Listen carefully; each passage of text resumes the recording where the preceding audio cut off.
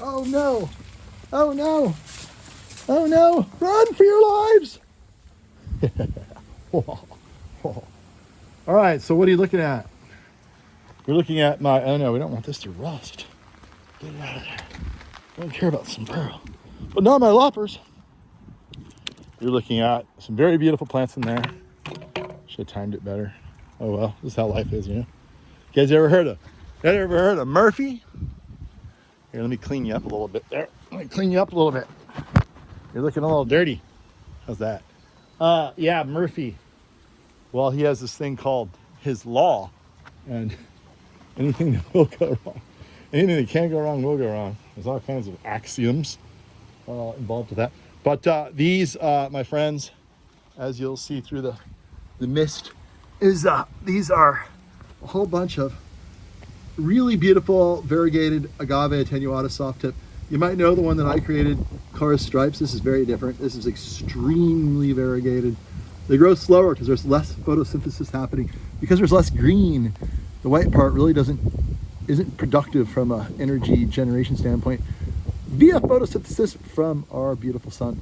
And so they grow really slow. Anyway, I bought out the whole collection of these things from San Marcos Growers, who's going out of business. And now I'm going to try to multiply them and sell them. So someday you will be able to get your hands on some of that. The other thing I'm doing is I'm resurrecting my original nursery at my house. It's cranking some tunes out of the Sequoia after I kind of cleaned the inside out. And the battery died. Kind of jumped that thing. Anyway, yeah, I created this beautiful, I mean, look how cool this is. This is when I thought that this would be my only nursery. It's a big lot. I grow all my avocados out here. Was it 25 years of avocado experimentation, being the guinea pig for you guys to figure it out so we could all get chubby together once I did figure it out. Anyway, so yeah, I built this starting in 1999, October. I, cleared this whole area out, made it flat, built this barn. It's a really cool barn. Want to see it? There it is. All kinds of stuff in there. That's a big shelf that's actually removable. Hey, look, it stopped raining inside the shade house.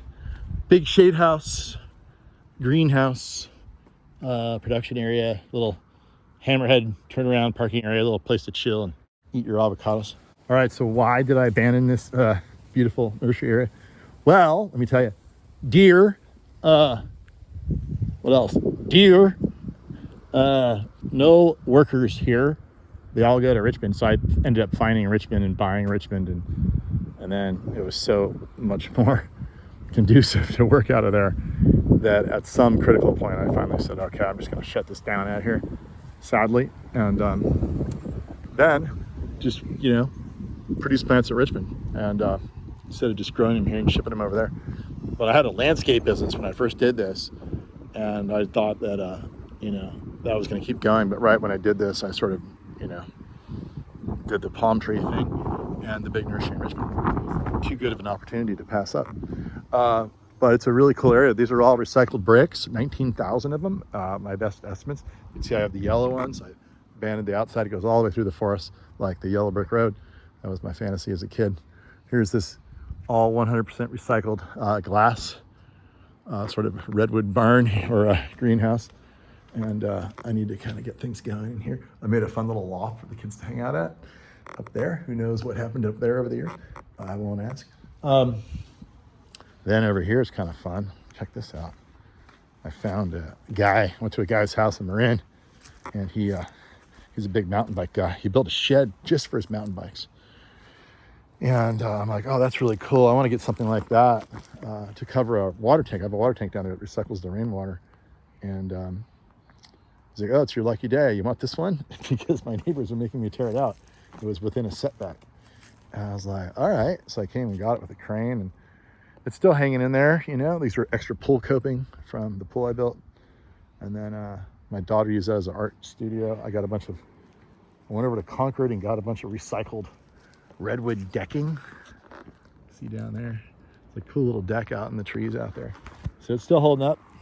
We're gonna plant avocados all over this whole hill. We already did a bunch, but now we're gonna plant a whole bunch more. Should have done that years ago. Found out you can dry farm these avocados.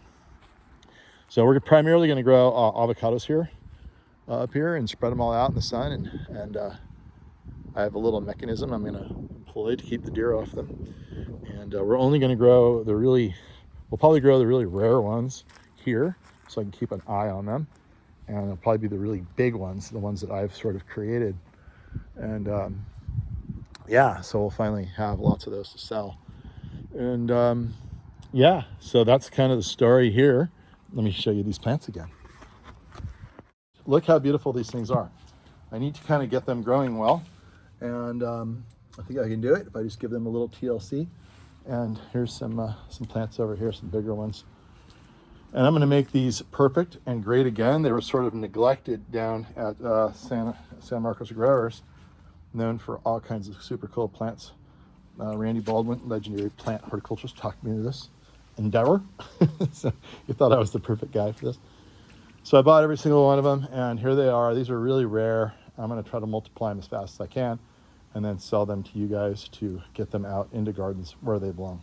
So just keep that in mind. If you want some Agave Attenuata, super variegated, you call me and I'll have them.